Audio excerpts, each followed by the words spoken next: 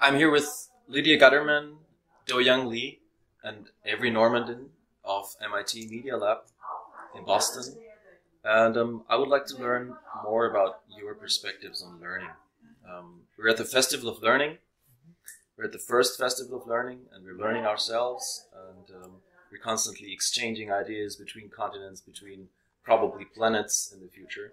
And I would like to know what your best practices and best ideas are, especially from PLIX. And maybe talk about your ideas, what space research or what space means in terms of learning and how we can proceed as human beings. Cool. Yeah, so I'll start and just say a little bit about our project, PLIX, the Public Library Innovation Exchange. We're part of the Learning Initiative at the Media Lab, and our work is to bring Media Lab researchers and public librarians together to create creative learning projects, creative learning activities. And together, we hope to bring these activities to libraries all around the world, based in Media Lab research, but designed for the public library setting. And our work is informed by this pedagogy of creative learning, which comes from Mitchell Resnick, a professor at the lab. And we can best describe that using the 4 Ps of creative learning: passion, peers, play, and projects. I think that people learn best when they're working on projects that they're passionate about in collaboration with others, and in a playful environment where it's free for people to explore and take risks and experiment. Connecting that back to libraries and connecting it back to the research that's coming out of the Media Lab. As more librarians are being asked to, hold activities and workshops in their libraries around new and emerging technologies, it's so important to not just have this technology in the hands of the patrons or in the hands of the librarians, but to present them as a tool for them to create and experiment with. Do you want to add anything? Yeah, and so at PLIX, we're making sure that we're actively collaborating with public librarians, and that it's not just a one-sided relationship. So some of the important things we do is we make sure that librarians, researchers, and the PLIX team are all meeting together in one room to co-design activities and workshops, as well as running playtests in local libraries to get feedback from patrons and librarians, and also learn about what are some other things we might be doing better. And we are also always reaching out to new librarians, as well as staying in touch with our partner librarians, whether that's through online video chatting, where we'll just talk about what it's like to be a librarian in the 21st century, get feedback on some of the activities and workshops they might be running, as well as maybe we'll do a reading about some article or journal about librarianship and just having a discussion about that. So we're making sure we're actively having conversations with public librarians, the researchers, and the patrons. Avery, is your work also connected to the PLIX work? Yes. So I'm actually working with a couple of different groups at the Media Lab. So I work in collaboration with PLIX, but also with the Space Exploration Initiative, which is why I'm at the Festival of Learning. And so we think that regarding the future of space exploration in terms of thinking about democratizing science and democratizing access to space, that libraries are a really perfect partner for this. Because libraries are not only repositories of information, but combining different types of learning, different types of media, it's sort of how we like to think about the future of space exploration. So it's not just about developing a space shuttle or something and going to explore the next planet. It's thinking about all of the social aspects of the technologies that are going to be developed. And I think that's just a great place to investigate in libraries, because it's like places for civic gathering and places for activism and places of answering these social questions while progressing knowledge. What are the greatest opportunities for you at your very personal work level, Lydia, when you think of a personal challenging motivation, maybe? A challenge, or maybe something that draws me to my work. I have a background working in libraries, and I've always, whether I was shelving books or at the front desk, I was just so inspired by all of the materials around me that could facilitate my learning. I remember just getting to shelve the books and just getting to open each book on things that I didn't know anything about. And I think doing that is what brought me to my passions in, for example, public service and civil service. So I think now connecting that to this STEM or MINT situation in the library, our approach to creative learning, while you're not walking through the stacks and picking up a book, we're creating activities and experiences for people to have this similar playful experience, to just you have all this information in front of you in this activity, and what do you want to do? Do you want to are you interested in the more technical part of things? Are you interested in the more artistic part of things? Are you there to just work with other people? I think all of those things are such excellent options that are coming out of our work, which I'm really excited about, because of my interest in just this exploratory approach to learning. I think for me, I was doing a little bit of education before I joined PLIX, but this was more in the context of in the traditional classroom setting. And I found myself getting really frustrated with the sort of rigid structure with a lot of standards coming in from the state and from the whole country. And it really felt like the relationship between the teachers and students were not very healthy because of these standards that are being pushed down on them. So what I really love about the public library is not just the things that are in the space, but the relationship between the librarian and the patrons. I feel it's this amazing culture of helping each other out, or even just letting patrons explore what they would like to learn themselves, and having them create their own clubs or run their own activities with their peers. And it's just a wonderful place of community.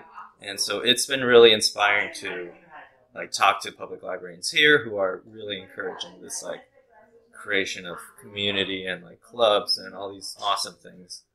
So yeah, that's been super awesome. So you are would you say maybe that holds true, that you're a form of a new teacher, right? You're also a generation of people growing up in this environment and growing up with this specific experience in education and speaking to learning people or teaching people in a way or in a new way. Does that hold true? Do you conceive that as a or do you feel as a teacher also, Avery? So because all of the learning, I think, is more now self-directed, that I think teachers play a really important role, obviously. I've had a lot of influential teachers, but giving more agency to the learner himself is just, I think, the most important part. So the teacher as a facilitator of the learning process, but the learner themselves, directing that, I think, is the future. And we're talking about democratizing access and thinking about all the sorts of tools and materials that you need to teach yourself things or just experience the learning process yourself. I think that's maybe the future. Very similar to what librarians understand their professional role in leaders in the library, to facilitate movement and dynamics of change. Yeah, and definitely and not just through the circulation of books, but through the incredible programs they put on. This week we've gotten to visit a bunch of public libraries in the country that are, and I say this thinking such warm things about it in the US too, people are just putting on such amazing community-driven activities for their visitors and patrons that it's just unlike any other community gathering center where all of these people who are just interested in learning. There's no stakes attached. There's no like grades or marks. You just come to learn because it is a great like environment for you to be in, and you want to be there. No one is telling you you have to be there, and that makes it just like so like such a valuable experience for both the librarian, the facilitator, and the participants. We're all participants. Yeah.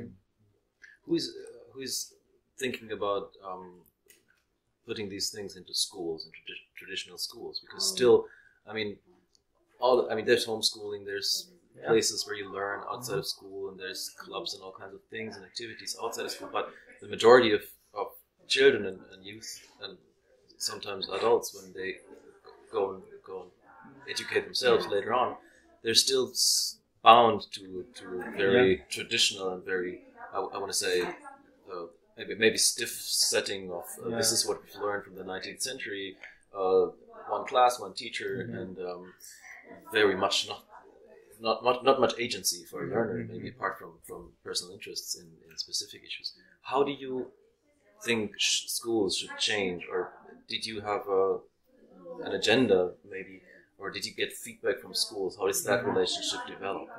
So maybe I'll just say a little bit about libraries, and then maybe you want to talk about your work in schools, or like with C3. But I think, so we're asked this question a lot, like why aren't we working, well, to extract a little bit, like why aren't we working with schools, and why are we focusing on the public library? I think, though you could say a similar thing about public education in the US, the public library is like an incredible resource for so many, and yet also simultaneously like very undervalued. Well, maybe not undervalued. Undervalued by like the government, I guess. So while Avery will talk a bit about his work at schools, I think our work is focused especially on libraries and informal learning, because there's already a lot of like outreach to K-12 schools from MIT, from other universities. And while there are some partnerships between universities and public libraries, there are not as many, and we're going to leave that work with the schools to the people who are already doing that, and we're exploring this new collaboration between public libraries and this informal space. Avery's been doing some like a lot of work with libraries too, but I know you've also been working with a lot of schools. Yeah, so as part of the Space Initiative, we're working with a couple of local high schools. The students come to the Media Lab, and they're working on building a model small satellite for Earth exploration. And I think on that note, Doyung can talk specifically about change about schools. But one thing that I hope to change, at least in Cambridge for MIT, is just knowing that local students like have a place in the universities that are like the largest landowners in the community, or sort of just like the most dominant presence, but the barrier to access is just way too high. So we bring kids to the Media Lab and to MIT and a couple of different departments, just as like one way to bring them to the campus and know that the resources ultimately we hope will be for them going forward. And just addressing that local presence and working together with universities at that scale to solve local challenges or get data or information about the place that you live. Yeah, we were talking about the Ivory Tower some time ago, and I was thinking of accessing resources and accessing materials and accessing knowledge. If you know. It really seems to be the task of our time to set the threshold to enter really low in order to sort of pull people in and enable this access and this exchange. So we've had a talk with librarians of Stanford libraries yesterday, with David Leonard and Mimi Coulter, and him being Boston Public Library manager. I was thinking about cooperation between those high-ranking and really frontier exploring institutions such as the MIT Media Lab and high schools, or maybe all kinds of schools, because schools are being founded also, right? There's new schools that are being, and they need inspiration. What is your agenda in terms of how do you make your work public, apart from speaking in public, such as at a conference over here? And where can people learn about your work? Where can people or professionals or the general public learn about what you're doing and what's the best way to approach you? I can speak specifically about the satellite program. In terms of that sphere, there's not a whole lot of like open access parts lists for satellites or even like DIY hackable instructions. It's all very, very technical. And I think one of the things I've learned about coming from a conventional science background and collaborating with the Learning and Initiative and PLIX is how to make these topics like tangible and easy to access, because a lot of the things involved in that process that we think are very high level are pretty intuitive.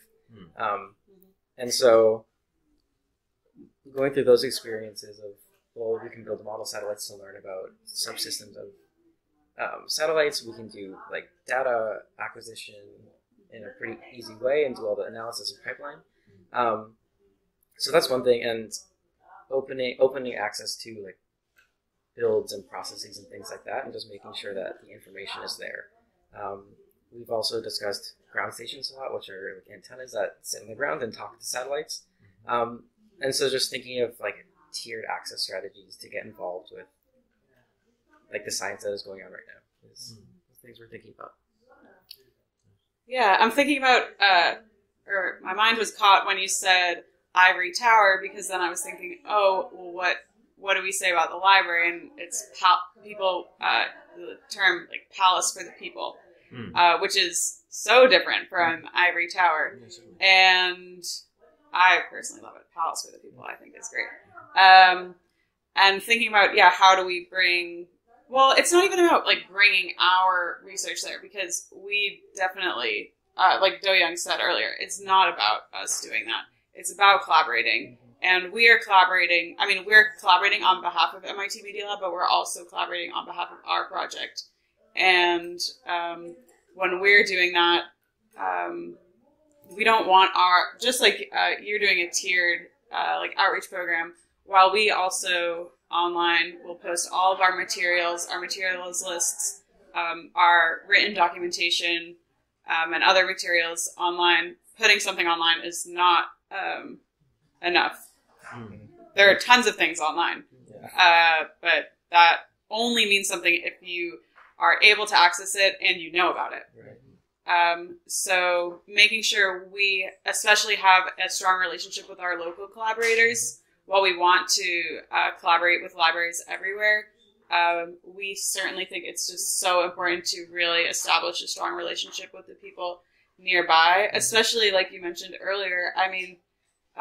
When Harvard and MIT, when the local universities own so much of the property and are really having an impact on the well-being or not so well-being of the communities around, we think it's really important as both like residents of that area and people part of those institutions to really be collaborating with the people who like also live in these areas, but maybe are having different experiences in their education system or in their learning environments than the one we are living in every day. So definitely, I would say local collaboration is, to me, the most meaningful thing for our outreach. Again, I want every library to be able to have this creative learning approach. But I can't, like, in good conscience do that without having an excellent relationship with our local collaborators. So that's been a big focus of ours. What's the best thing that's happening next? Last question. Oh, let's talk about urban ecology. What about you? Oh. Yeah. What's the best thing that's going to happen next and that's inspired your work and that is helping the community? Well, Lydia and Doyung were just mentioning an urban ecology project that Urban ecology? Urban ecology. So we're developing a series of workshops to orient people to their local landscapes and connect them to what is happening in the city environment. And so we're playtesting that right now. We just worked with local librarians in the Boston area for that. And I think that's going to be a really great program going forward, and it sort of connects all the threads of environmental literacy, but also local activism and having a place in the local environment. So I think it'll be a really interesting case study for that in libraries. And then, also on the librarian side of things, something I'm really excited about is in April we're going to be having a bunch of librarians from around the world come to the Media Lab to talk about these topics of creative learning in partnership with emerging technology and research coming out of the lab. And that I'm really excited for the discussions that are going to come out of that, and getting to connect with people who I email a lot with and video call with a lot, and finally get to see them in real life, and for them to get to do that too with each other and to meet some new people. So that's going to be great in our next steps for PLIX. And for me, we met so many awesome librarians in Germany during this trip, and I'm just super excited to start working on things with them because I loved all of their relationships with their community and their patrons, and all the programming they were running together, and just the environment they were creating was really inspiring. So I'm excited to see what we can all do together. So yeah.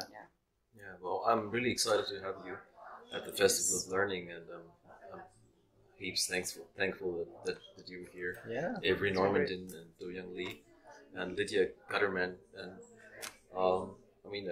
the only thing I can do is wish you the best, all the best. I learned you're flying out tonight. Tomorrow morning. Yeah. A little time. Just checked into your flight. So Yes.